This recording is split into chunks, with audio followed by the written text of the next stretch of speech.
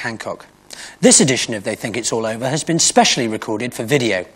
However, the producers feel they must warn viewers that the next hour contains explicit footage of respected international sportsmen squabbling like 12-year-olds, and an uncensored sequence in which Rory McGrath is clearly seen wearing shorts. Do not attempt to recreate any of what you see at home. Those taking part are either highly trained professionals or too stupid to know better. This is They Think It's All Over, No Holds Barred.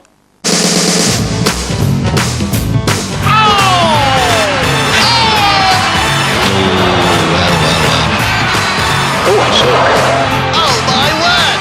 Have you ever seen anything like that? Hey, look at that! Problems there. And here comes Hurst. He's got some people on the pitch. They think it's all over. It is now.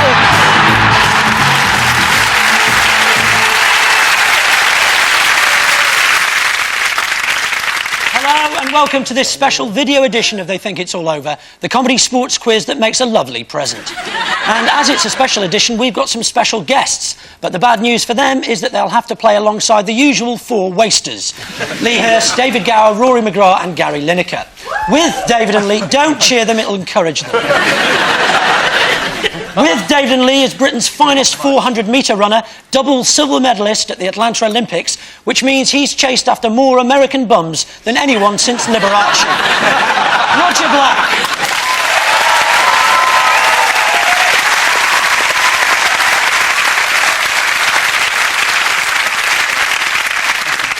On Gary and Rory's team, a comedy actor who should feel at home tonight, as he's used to working alongside a bloke with huge sticking out ears.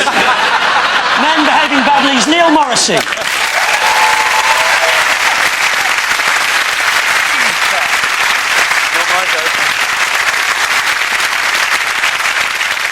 We kick off with our excuses round, in which the teams have to tell us the pathetic reasons given to explain away sporting failure. Gary's team, you're first. Your excuse features that golden year for sport, 1974, when Manchester United were tragically relegated. Here's Liverpool sticking one in the United net, and remember, as it's a video, you can play this bit back as many times as you like. So, Gary, Rory and Neil, what was manager Tommy Docherty's excuse for Manchester United's glorious relegation to Division 2 that year? Was there a postal strike that year which meant the referees didn't get their checks on time? Was it? Did he give his excuse as he was too busy shagging the physio's wife, perhaps? Thank you. Good memory. I think someone who's been convicted for driving without insurance shouldn't be so quick to criticise others. I got off. Oh, yeah, got it. Excuse for Man U being relegated? Yeah. They wanted to bring pleasure to millions? That's a reason. I think that's probably the right reason.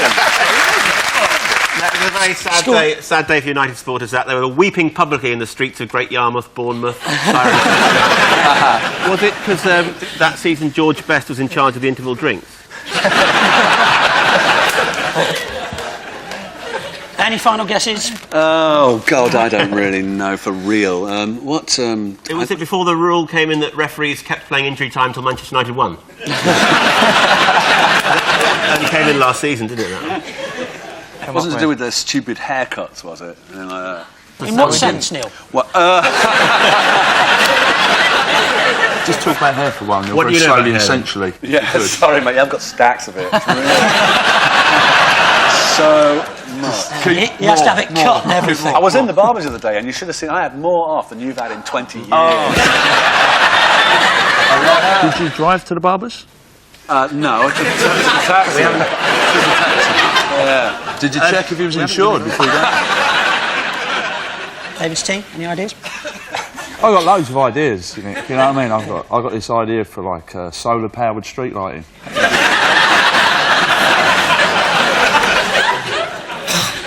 But Lee, you've got a sort of solar panel, haven't you? I have indeed.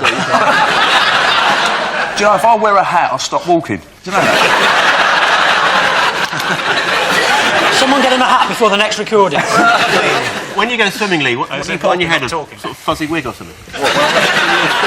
No, I'll just stick my head up your arse. Oh, that's what it is. How much do I owe you for that? I'm sorry to interrupt, but there's a question that we need an answer to.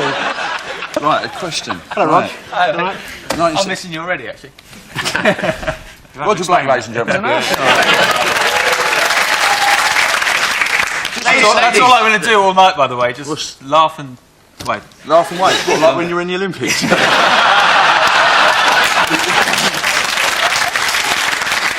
I could see it now. See you, Mike. No, it was actually, come back!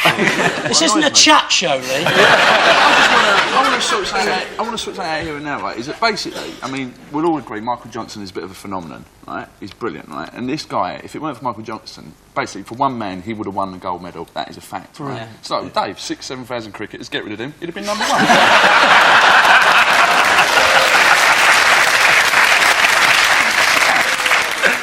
And I think you find that's the answer, Nick. We haven't got a clue is the answer. Just don't think you're being imaginative enough. Let's hear Tommy Docherty's actual excuse. We tried everything. We were blaming everyone. I was blaming myself. I was blaming the players. I looked at everything possible that I could blame. And the ultimate was really that the bus driver had to go.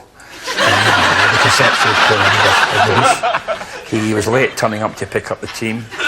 And he was that late, he drove so quickly that he got to the ground too early. In an away match, we were hanging about. And definitely, I think at the end of the day, that he was to blame really for having such a bad season. Yes, indeed. Yes, Manchester United's 36-year stretch in the First Division was brought to an end by a bus driver. Tommy Docherty, of course, was known as Doc, or Happy, after he slept with the physio's wife, and then Sleepy shortly afterwards. OK, David, Lee and Roger, it's tennis for you. During Wimbledon in 1995, American player Murphy Jensen mysteriously vanished for a week when he was supposed to be playing in the mixed doubles. When he eventually turned up, what excuse did he give for his disappearance? He was in the mixed doubles, and we found out his partner was also a bloke. And they tossed for it, and he had to have his bollocks chopped off. Is the correct answer. Did he find out he was up against a British pair, and he figured he could have a week off to return the serve? If Richard started singing? He was kidnapped by aliens. You, for instance. It happened to me, actually. It did. You know, I was kidnapped many years ago. I was coming out of Tesco's in Bethnal Green Road, and this bright light shone on me, and it was police, actually. And I put it away, and I carried on down the road. And this alien spaceship took me away. And you know, normally they take you away because they've got like a dying planet, they can no longer repopulate. Well, apparently they... Normally? Yeah, normally. You find if you talk to most of the people in my club, that's what normally happens. But this time, apparently their planet, they were all losing their hair. Because I had a full head of hair then, you see. So they took me there and they transplanted all my hair. Up until then, it was believable. It was.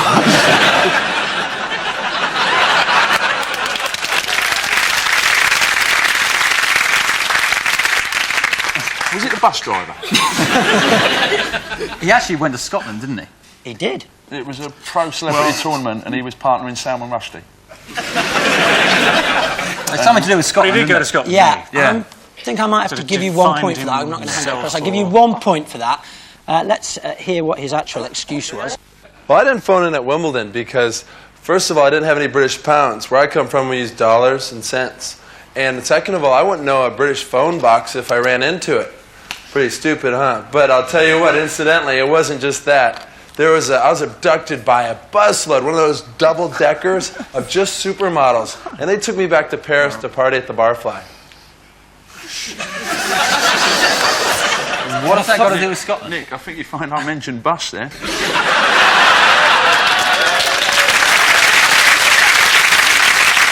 And abduction. The most important thing was that he couldn't recognise what an English telephone box looked like. So for all of you Americans out there, our English phone boxes are red and they have a phone inside them and about an inch of piss on the floor. Mind you, it must be confusing for the Americans. You get stabbed, crawl into a phone box, dial the emergency code 911 and get the latest test match score. So at the end of that first round, Gary's team have 0 and David's team have 1.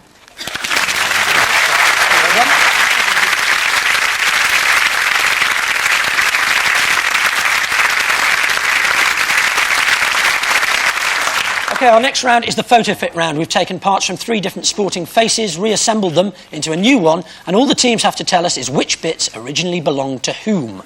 David's team first, sort this one out. I've had her. Is it the world arse licking champion? No, it's Gary.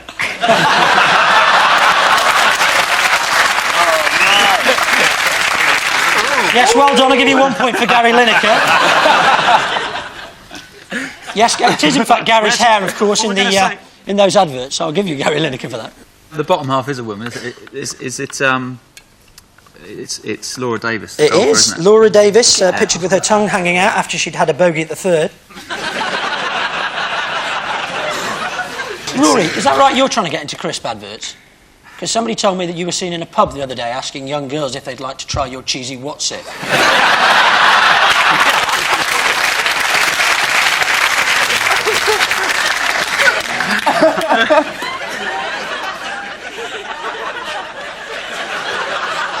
It's got to be S. I reckon. Is it Vivi? Yeah. Do you think it's Vivi? I think it is. You think it's Vivi? Do you think it's Vivian? It's Vivian. Viv Richards. Richards. Yes, that's right. Viv Richards, of course, scored the fastest ever Test 100, also the highest score ever in a one-day game, and he played international football for Antigua. But he's still got a girl's name, hasn't he? Let's split them up and have a look. It's worth all that, really.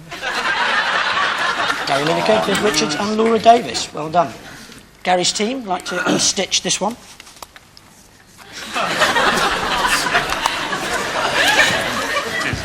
What the hell's that? Is this a photograph of Princess Diana during one of her sessions of colonic irrigation? I think it possibly could be. Yeah. I mean, the whole thing looks like David Platt to me, I guess. Have you had her, Rory? What? Have you had her? Mike Atherton at the chin there. Mike Atherton, that's right, yeah. We'll have that. Atherton's chin? He let himself down by having dirt in his trousers, but then again, if you were facing Wasim Akram, I think you would too. Mike Atherton complained after our defeat by the Pakistanis that the pitches had been prepared to suit the Pakistani players. They were cricket pitches. If you know the answer in the audience, don't call out. I think the eyes are maybe Damon Hill.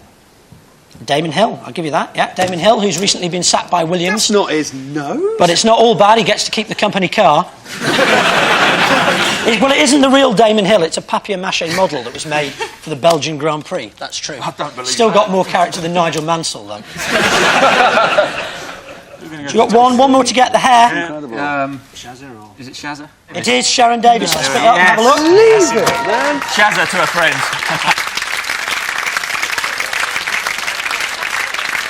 Okay, so at the end of that round, Gary's team have 1 and David's team have 6. What chance have you got?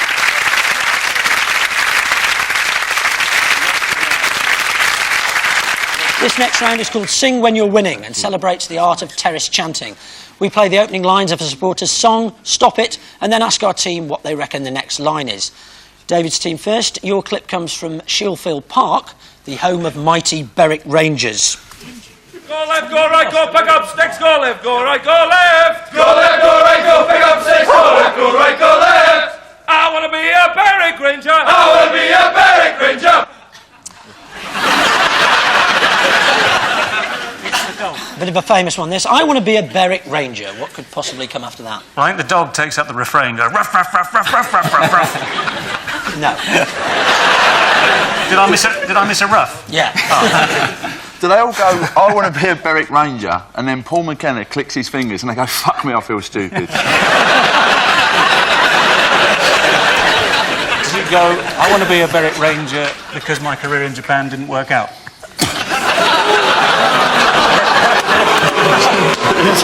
To give you a clue, it rhymes with ranger. Is it our stands, 2 cowsheds and a manger?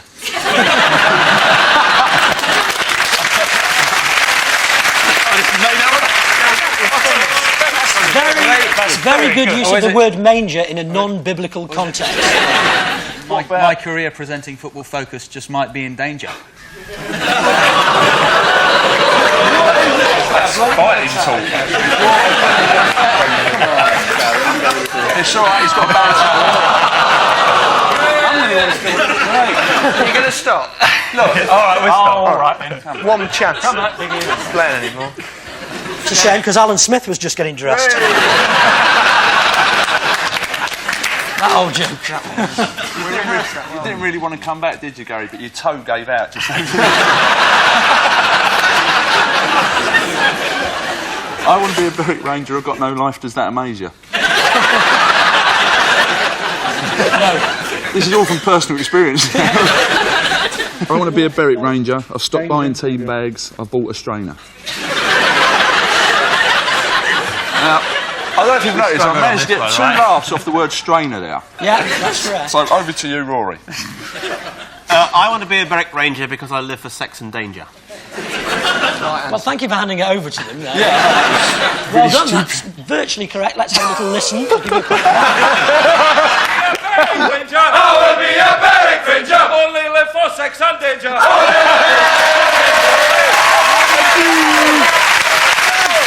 Yes!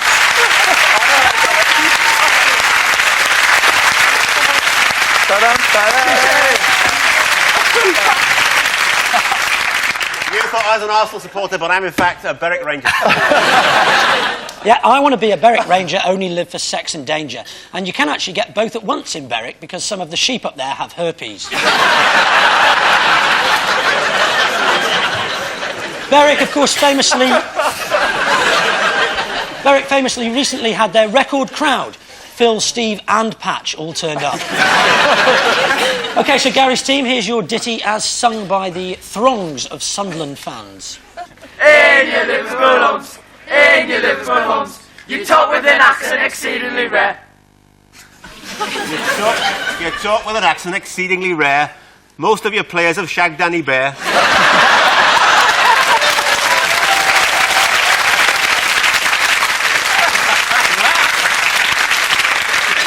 I think that's what it will be after Christmas. You speak with an accent exceedingly rare. If you see a job centre, it gives you a scare.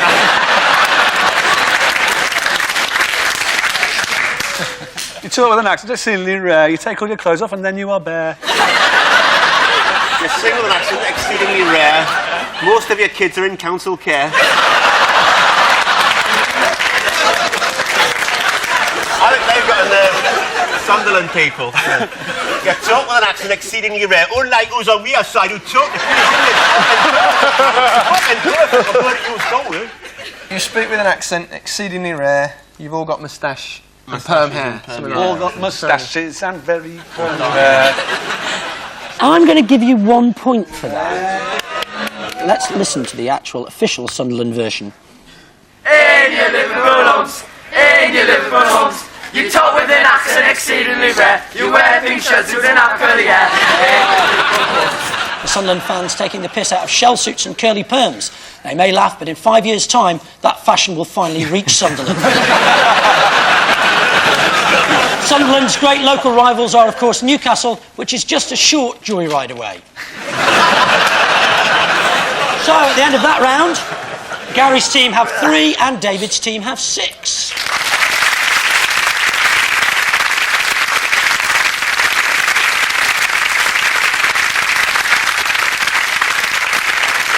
Now we come to what we believe is a great moment in the history of They Think It's All Over.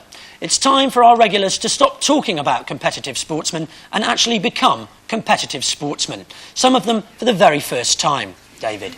As we present our players in the ultimate sporting contest, the They Think It's All Over School Sports Day. By the magic of cheating, we go over live to me, Nick Hancock. Hello and welcome to the They Think It's All Over School Sports Day, which is being held here at the King's College School, which narrowly beat off a brave bid by Manchester.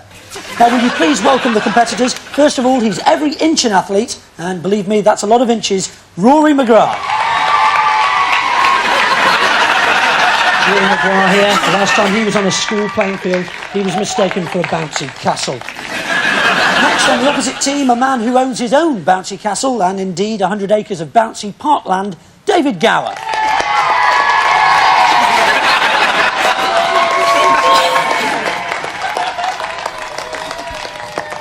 David, of course, delighted to be here at King's College School because he was a little bit worried he might actually have to set foot in a state school.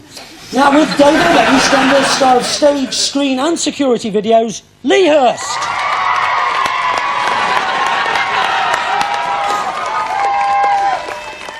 And a first for Lee, this too, the first time he's actually been inside the school's grounds without a tin of petrol and some matches. And finally, a man who scored no fewer than 48 goals for England, one of them a sizzling 3-yarder, Gary Lineker.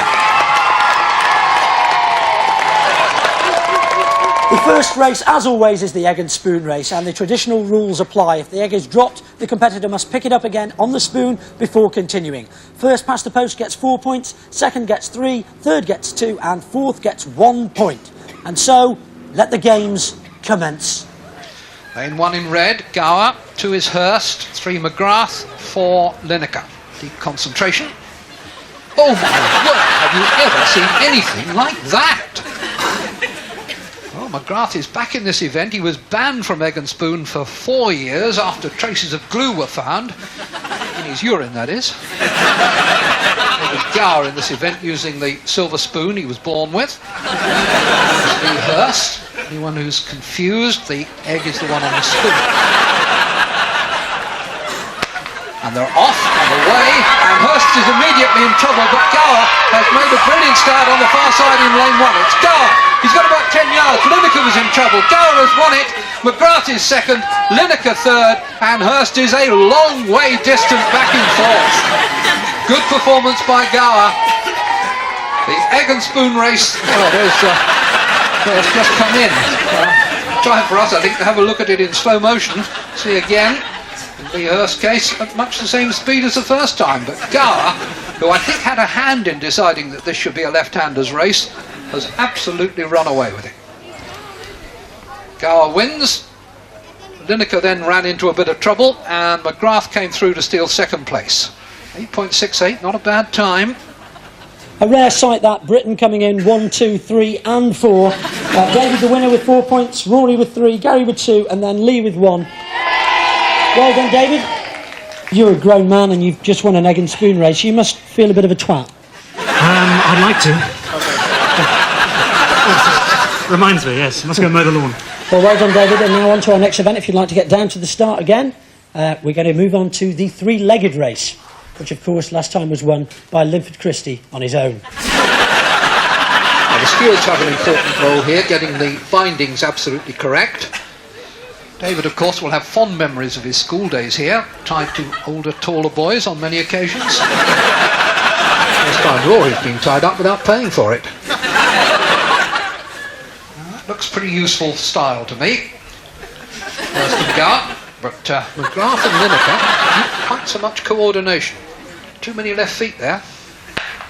But they're away, and it's Hurst and Gower, absolutely nothing between them, probably because they're tied together, but they're certainly going with a lot of style. The other two, not so stylish, but coming late, and with a tremendous burst. Now, who has won that? That's going to be a photo absolutely for sure. Meanwhile, Hurst is down, and I don't know, it looks to me as though he's quite seriously hurt. He really seems to have fallen very heavily. Let's have a look from our camera behind the line and see if we can sort out exactly who finished first here. Camera just about a yard behind the finishing tape. Shows about as much as you'd expect. And then down goes Hurst, and he's still receiving treatment. I don't know whether we've got a substitute or whether a substitute's allowed. Looks to me as though he was first over the tape there, maybe with a hand. I don't know whether that's allowed. The stewards have got some deciding to do here. They've given them both pairs the same time, 11.96. So how the points will go, I don't know. Well, there's incredible drama here at They Think It's All Over School Sports Day. Originally, the three-legged race was decided by the stewards to have been a dead heat, but now, having looked over the tapes over and over again, we have in fact decided that despite the fact it was a three-legged race, the winner was in fact Lee. Gary came second, David came third, and Rory came fourth. This is a first in three-legged racing.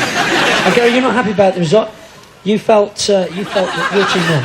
Don't really care, Nick. Is that what you thought? So you're going to be standing in the van, watching the television over and over again, saying, we won, if you don't give us the points, I'll cry. Because I just wanted to see Lee's faking again, because I've never seen anything so obvious. Yes, it was a little pathetic. But are we happy with the compromise that we've come up with? Nobody's happy. Care. Well, that's perfect then. That's what we like to have on They Think It's All Over. Now, obviously, we like to keep everything above board, so there will be random drug testing. Rory's been chosen. Rory, random drug test, please, if you'd like to come over here. Okay, tell us what you think of these.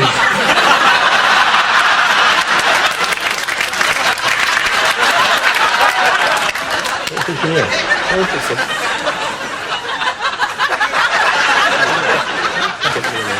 Excellent, thanks very much. A man who knows, ladies and gentlemen, Rory McGrath. And now what many people consider to be the blue ribbon event of this, They Think It's All Over School Sports Day, the egg catching. And we've brought along England's Nasser Hussain to throw the eggs. Egg throwing and catching, is this something you do in pre-season training, Nasser? No training. That's what I thought. OK, well, first up, it's going to be Gary. Get an egg, please, Nasser. And let's... A lot of tension here, big crowd. Gary Lineker will go first, starting at the 30-foot mark. He's allowed one life, that's to say one broken egg, and he gets another chance, but only one. Lineker safely through, white flag. Now McGrath, also at the 30-foot mark. Oh,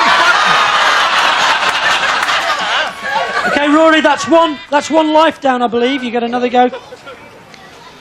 Yes, he only gets one more go, though. He's absolutely on the brink here. But he will get a second chance at 30 feet. And makes it. It's huge, enormous. It's a size 1.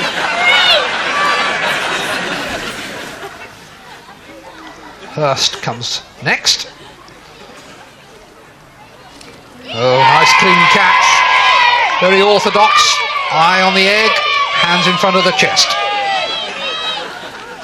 Gower, the egg getting quite old, so we could start to see some reverse swing. And if there was, it didn't trouble him. Would have embarrassed him if he dropped it. Lineker now at 40 feet. Oh, lovely soft hands. Clearly never done a proper day's work in his life. And McGrath now. Oh, he's done it again! He's out! And so Rory McGrath is the first faller. He's out of the competition. Tragedy for the big Cornishman. Oh, he's taken it in good part. And we have 3 left. This is Hurst at the 40-foot mark. He looks very confident. Good style. Good position at the finish. Safe hands. Now David Gower. And he's done. High drama here, matching each other, egg for egg. But they're all safely through at the 50-foot mark. So now Lineker goes to 60 feet. Nasser Hussain throwing overarm now. Lineker catches right out by the boundary. Souvenir for someone. Egg on face for someone. This is Hurst, also 60 feet. If you wanted to put money on someone, Lee Hurst might be your man. Look at that. Now Gower, 60 feet, 3 clean catches so far. And that looks good. Or does it? And again, please, Mr. Gower. Now, surely the professional cricketer will get it right at the second attempt. Oh, but he hasn't! He's out! Absolute disaster for the man in Lycra. Oh, just look at the size of that lunchbox. Lineker then. Two-man race now. Lineker. Very cool. Well, if this goes on any longer, they'll be catching chickens. No sign of weakness there. First again, we've talked about his technique, but at this level, it's also about temperament. Has he got the nerve? He didn't have the technique that time. Red flag. Yeah. Oh, done it again. Oh, and he doesn't like the decision either. He wants to argue about it, but I don't think there's much doubt. And this is a matter of interest, is how England goalkeepers' jerseys are designed. Gary, do you want to have a go for the world record? Okay, it's a world record attempt. Take it back, please. These eggs are very dangerous. Let's get rid of Curry. So he's got the crowd solidly behind him. There goes the throw. Lineker underneath it, and he's made it! New world record for Gary Lineker. The new world record holder, Gary Lineker. That's incredible. I don't believe it. He's got underarm air. And we thought he was perfect. But there's his record, 100 not out. First, nearest to it. Well, what a bonus for us. A world record's gone here today. Gary Lineker, Gary, please come over, has broken the world record for catching eggs at distance. Gary, was that something you thought? I know you were a talented cricketer, obviously a good footballer. Was egg catching something you thought of getting into? Well, it was. I used to do it as a child on many occasions. I was hoping to take it up again now that I've retired from football. Okay, well, let's bring David over. David, ex-professional cricketer, ex-captain of England. How did you feel to be beaten by a third-rate bald comedian? To be honest, let's be fair about this. I mean, my mate Lee did a very, very good job there. I mean, it's a team game, this. I'm delighted he did so well. I mean, just used the wrong sort of eggs. I was expecting the Reader egg. These are obviously Duke's eggs and with the wrong pipe mark on. So. Do you agree with me that in many ways Gary wasn't the winner, but the sport of egg catching itself was the winner here today? I think it's good that the sport has actually gained a lot of credibility today with someone like Gary coming out on top. Dressed so modestly again, I think it's going to do a lot for the sport. And is it true that Lee's taken another injury? Gary, you were saying? I was just going to say that that Lee has injured himself with an egg. A sad end to a great event. Lee Hurst injured again. And now in the mid-afternoon sun, the most gruelling event of them all. The ultimate test of speed, stamina and strength. The obstacle race. First of all, our competitors are going to have to clamber underneath this net, making their way to the other end. A net, not something that Rory will have seen used very often at Arsenal. And when they get to the other end, they'll have to get one of these balls between their legs and carry it all the way to the next section without it dropping onto the floor. If it does, they have to go back and start again. Then they have to make their way along the next section of the course without their feet touching the ground. So they will be on one plant pot like that. They can't put their foot down. They have to move it and carry on like that. I can't do it, but then I don't have to. When they get to the end, it's the ancient English art of apple bobbing. They'll be clambering down here and trying to get these apples out of these bowls using only their teeth. They can't use their hands at all. If we see any foul play at all, added to these bowls of water will be a goldfish, just to make it that little bit more disgusting and difficult. So something for them to worry about there. And then with their wet faces, they have to get down to these plates covered here in flour, and underneath there is a biscuit. They have to get the biscuit out again without using their hands, only their mouths, and they have to eat it. And then on to the most complicated part.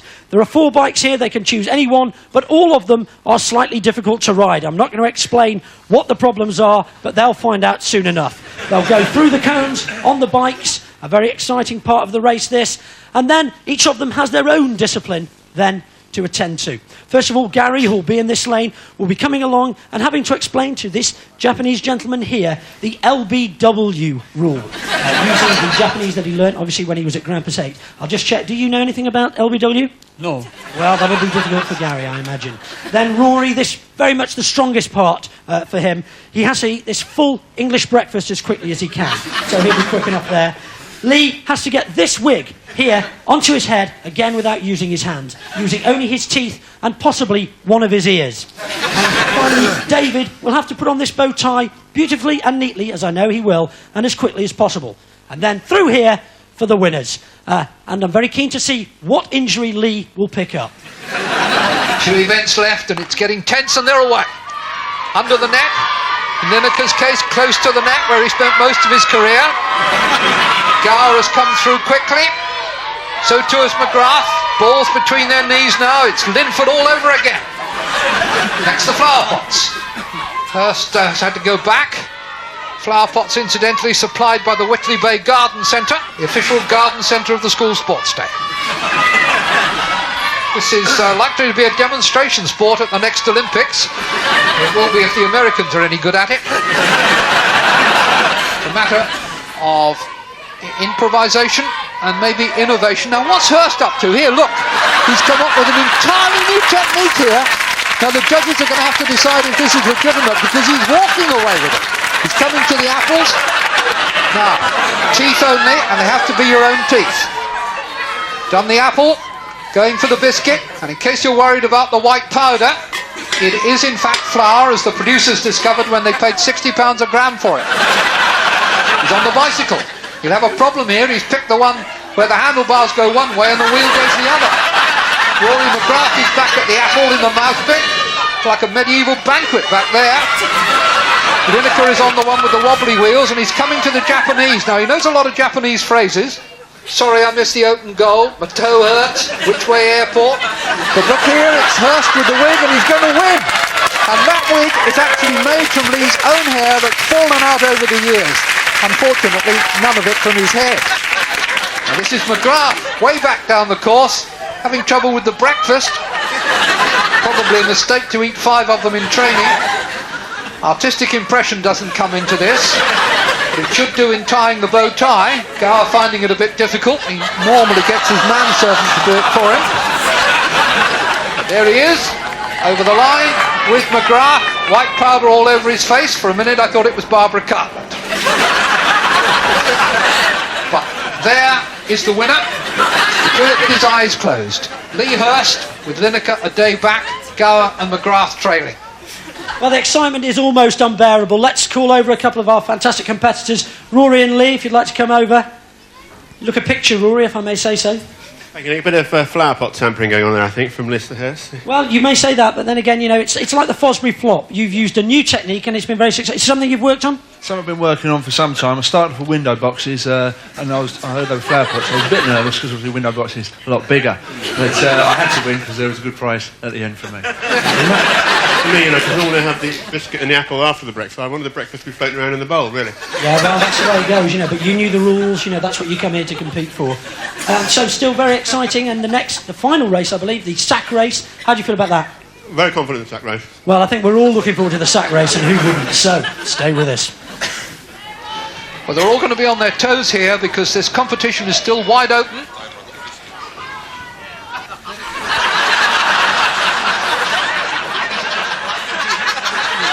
Lineker has been at pains to deny that he's been sponsored by anybody. These are just items he happened to have in his wardrobe. And in case you're worried about waste, I can assure you that all these sacks will be recycled.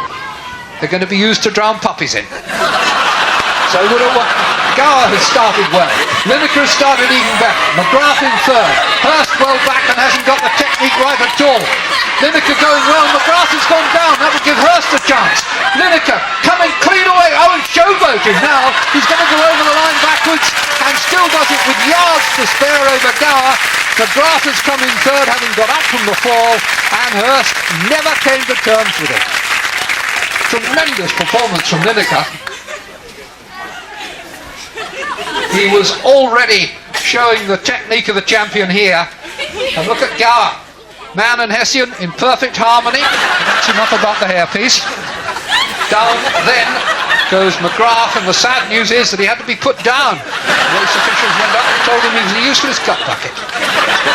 Lineker really knew he'd got this in the bag, so to speak. And over the line with something to spare. 16.8, a second and a half clear of David Gower. McGrath and Hurst won't want to look at their times. Well, what an incredible afternoon of sporting activity here at King's College School in Wimbledon. And the scores, as we can see here, Gary is the overall winner on 16, but not very well helped by Rory, his teammate, with 8. And so, in fact, the team winners are David and Lee with 26 to 24 from Rory and Gary. Well done to David and Lee. Let's bring them all over. In many ways, they're all winners, and in many ways, they're all losers too. Gary, you're the overall winner, but you'll take no pleasure in that, obviously, because your team were runners-up. How did you feel that the day went? Well, as a footballer, obviously... Ex-footballer. Ex-footballer, which is a team sport. I obviously only care about my own performance, so I'm absolutely delighted. Really, you may as well have not turned up. Disappointing. I've been trying to get up to 16 stone, for the sumo event and the ladies mud wrestling, so I'm disappointed they all got dropped. I know it's not about medals, but now at the end of the day we do have our medal ceremony, so if you'd like to make your way over and enjoy the national anthems. Well done, lads. Sad as you like. And now the moment when all that hard work comes to fruition, when all the dreams come true. It's the medal ceremony. And our winner is, of course, Gary Lineker. Well done, Gary. Now, this will be the tricky part, getting the medal over his ears. What about Lee Hurst? Showing contempt for the gold medal like a Black Panther. Except he's not black. Or remotely like a panther. For Gower, it was always going to be a toss-up between gold and silver, but he's decided to wear the silver one for the medal ceremony. And Rory McGrath. Not bad for a fat bloke. I'm sure you'll all agree we've all enjoyed a fantastic sporting occasion. I, for instance, was at the England-Holland game, and I haven't enjoyed myself so much this afternoon. And as this lovely summer's day draws to a close, the stars graciously pause to sign autographs for their adoring fans. Thank you so much, Mr. Gower. Do tell me, where do you get your hair done?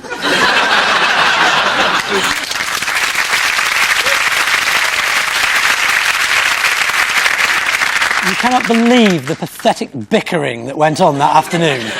Well, despite Gary's individual victory, the team event, as you heard, was won by David and Lee, so as a reward for a gruelling afternoon's endeavour, that's 1 point to your side. Just 1 point? Yeah. All day? That's right, that's sort of the joke. Dodgy ribs. Dodgy ribs, 1 yeah, point. Yeah, big Lee? Lee's the other side on the day. Dodgy ribs.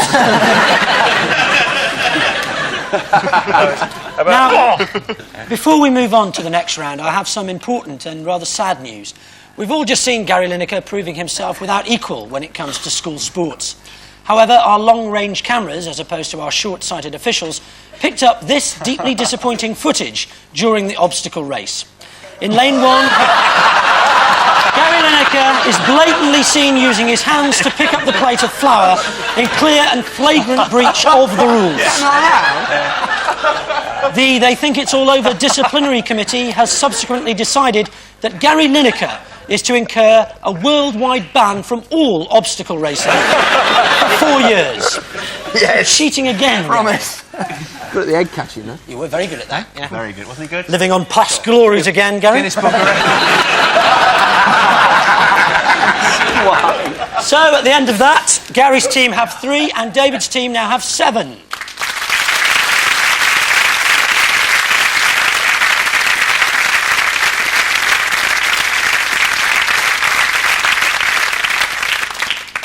So on with the competition. It's time now for the teams to grapple with technology and wield their electronic pencils.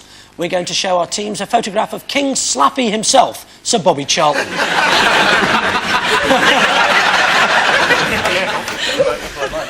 In the Valley of the Bull, the man with 2 bits of hair is king. That's David for you. We've digitally... I can't say digitally. We've removed part of Bobby's famous hair, and it's our team's task to recreate the Charlton hairstyle as originally shown in this picture. Gary, Rory and Neil, you're the first to go. I just want to point out a little bit of something Bobby learnt at Manchester United here. This hand coming in here is the referee, and there's just a little envelope full of cash there being handed over. As for the hair, well, the hair's here, look. It's a nice little Christmas joke for the children there. Is that it? Is that your best effort? No. This is Gary. Yeah, that's I think... What? Hang on. I think you need a bit of an edge, mate. Say fuck. My mum's going to buy this video. Your mum's not going to. You're not going to give her it.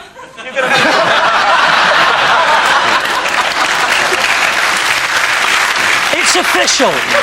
Gary Lineker will make his mother buy his own video so that he gets 20p. It's 20p? I don't know. That's what I'm getting, mate. I mean, we all know about the Strands, but was this a windy day? And they were all going like... Yeah, I think you're right there, mate. Well, let's get rid of those and let David's team have a go. I just want to say for people at home, I don't know how this message is going to get through to you, but my advice, right, because this is going to be quite pricey, this video, right, leave it a few months, be in Blockbusters, rent it for $1.99, tape it, copy it, Richie Mates. The problem is, if they're watching it, they've probably bought it already. Good thinking, Batman. OK, your round of friends, they've hired it, copy it off of them. Or, the other good thing about a video is you buy it as a present, watch it yourself and then give it to them. It's brilliant, isn't it? This isn't Watchdog. One thing we didn't have was, in fact, his toupee, in fact, which he was wearing in 1970, is actually in this player's hand here. What happened there? Because it was actually... This machine's going crazy. So he had a toupee. He had a toupee. Based on the Starship Enterprise. What, of course, is important is the muzzle. It's not Hannibal Lecter. No, it isn't, Nick. It's just a sexual thing with Dave. No, not too much. No. Oh, dear. This could be, like, early on in his career, and he still had a full head of hair. He used to be blonde. He actually looks like he's got knitting in his hair now. Well, that was his mum, bless her. She felt so sorry for him. That She gave him a tea cosy. She used to knit him hair. My mum used to do it. She could have taken the needles out, though, couldn't she? Hey, just stick it on. You're a fool, you just nail it in.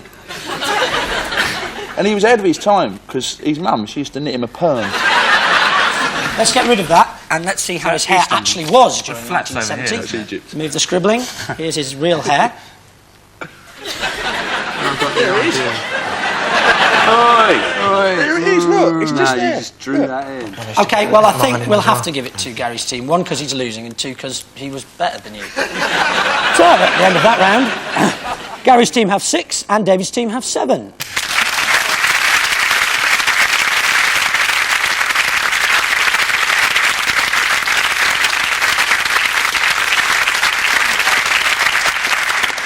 The next round highlights some of the most disastrous mistakes made by sportsmen and women during their careers. It's our autobiographies round.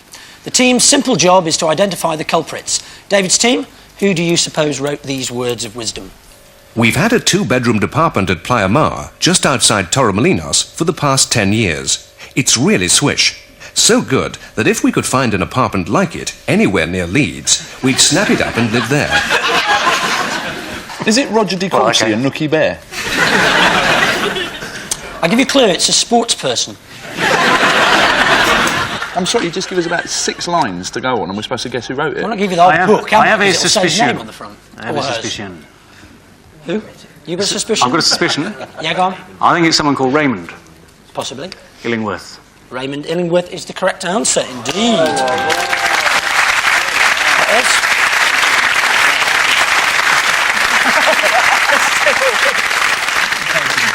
The answer was indeed former chairman of England cricket selectors Ray Illingworth from his book The Tempestuous Years 1979 to 83.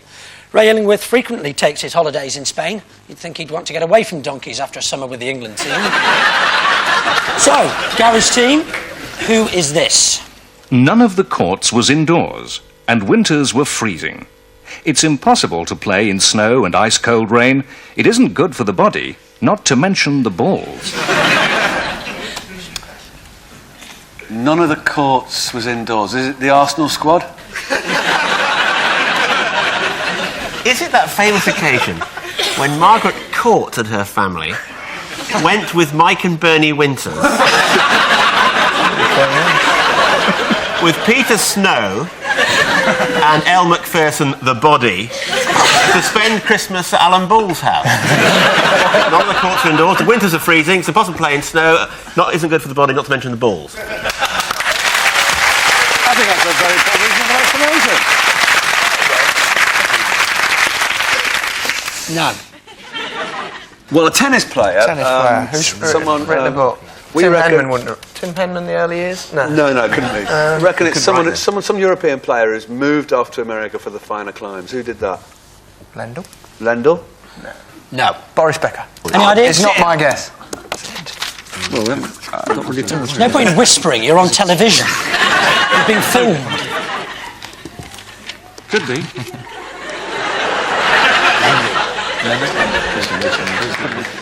Listen, I don't want to get paranoid, but we're being watched. I don't like it. Call the police. Neil, you know them.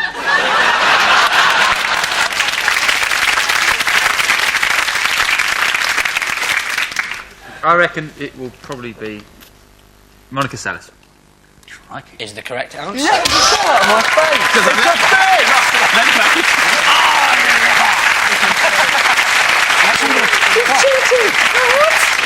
Yes, it was indeed the old grunter herself, Monica Seles, from her book imaginatively called Monica.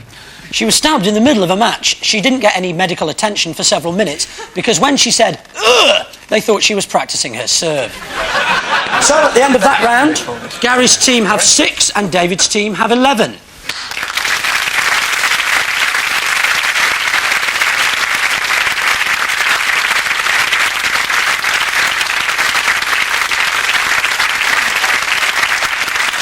It's time now for our teams to fumble with the famous as we play Field the Sportsman. David, Lee and Roger, up you get, if you'd like to go up now. 3-way. Yeah. In this round, our teams are blindfolded and have to identify a mystery sporting personality by touch alone. So can we have our first... Can you get him blindfolded? Guys, I've worked out how to win this one. Lee? Yeah, I'm ready, Nick.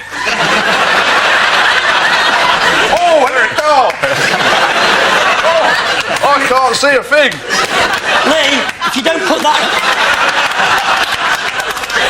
put that blindfold on, you're going to be getting another injury, mate. All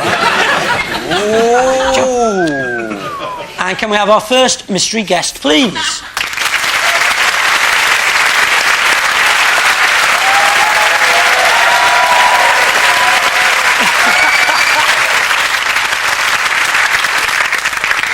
Okay, your 90 seconds start now.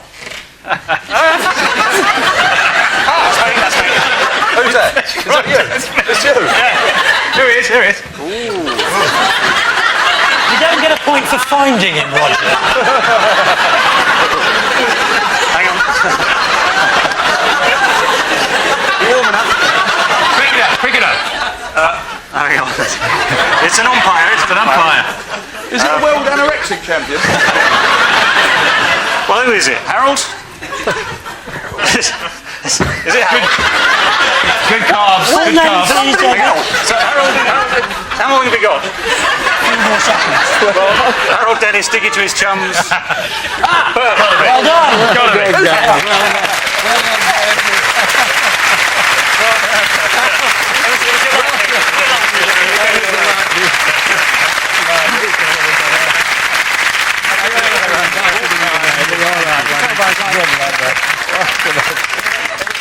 I'm surprised, David.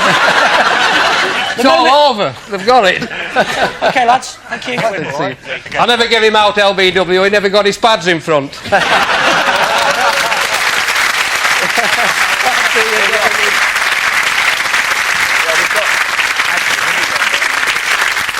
It's the first time in a long time you've looked up, seen Dickie Bird and not had to go back to the pavilion, isn't it? Never gave me out, he said. Never umpired when you were playing then?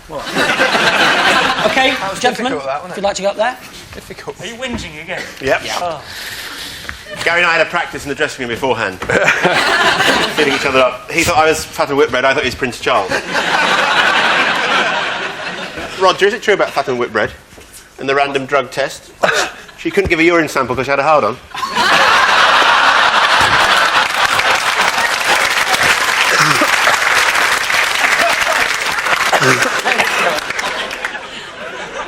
Okay, can we have our second mystery guest, please?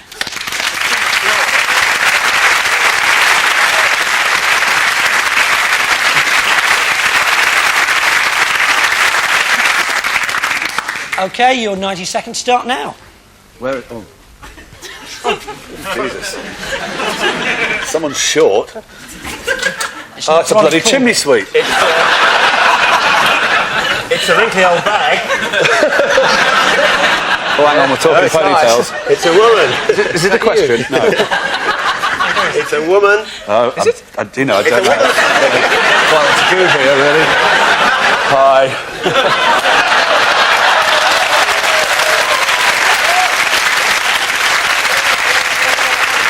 And I don't really care who you are. This is nice, isn't it?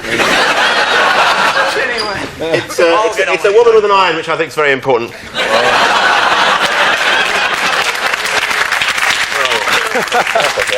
Hope it's not fat and a whitbread roll. Oh, hang on. We're down to shorts here. Yeah. Ow, that's me. Any clues, Nick? No, I'm got a clue. Shall I give you a really big clue Yeah, because go you're on. losing? Yeah. It's Nick Faldo's second favourite fanny.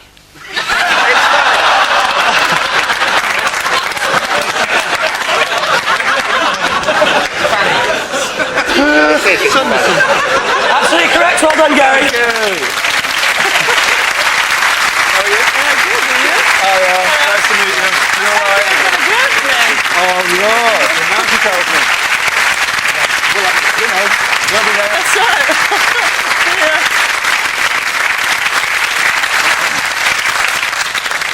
Okay, so at the end of that round, Gary's team have 9 and David's team have 14.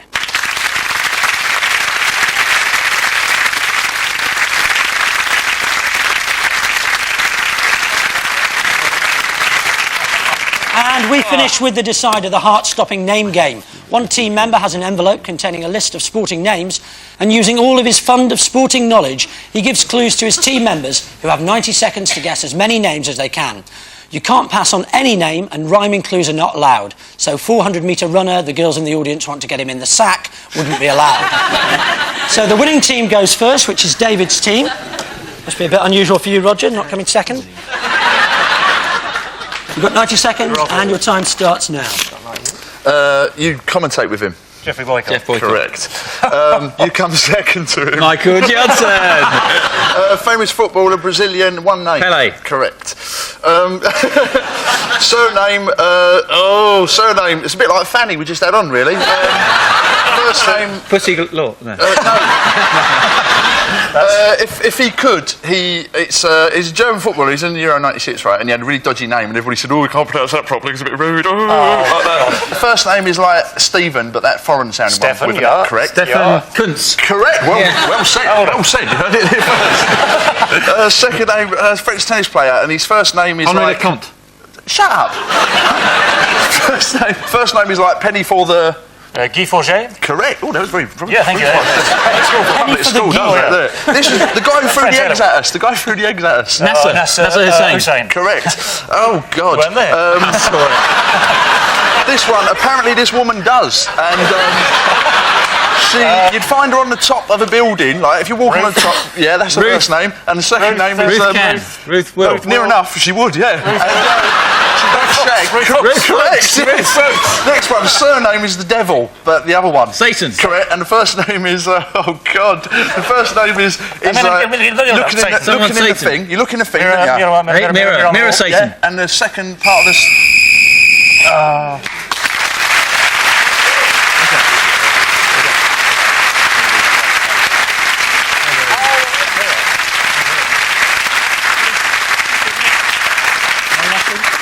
Is he not called Mirror for short, though?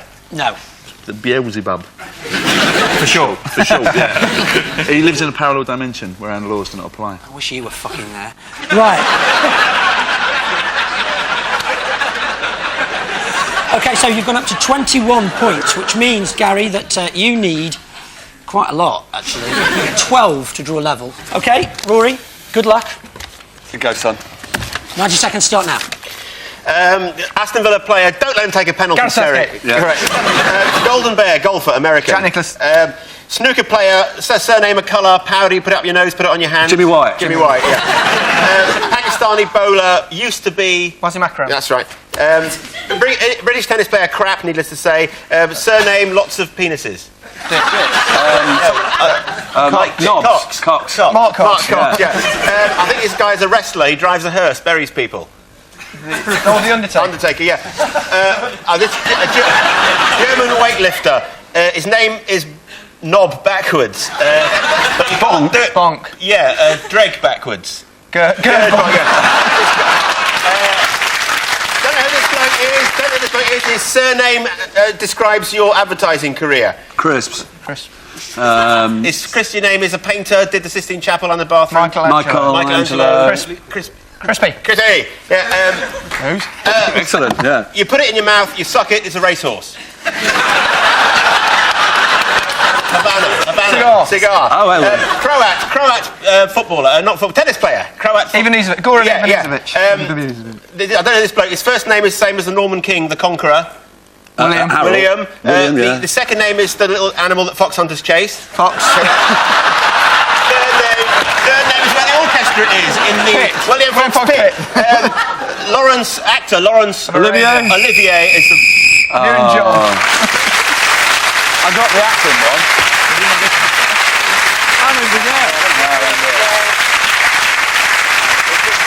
Got a bonus for little animal that fox hunters. Harold the Conqueror. I'm going to give you the Fox one because you've lost anyway. So at the end of that round, and indeed the end of the game, Gary's team have 20 and David's team have 21.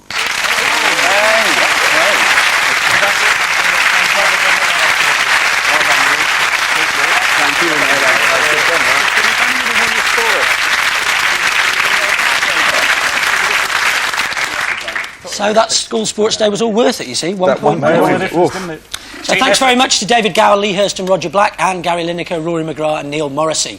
We're all off down to the video shop to swap this for Police Academy 12. My name's Nick Hancock. They think it's all over. It is now.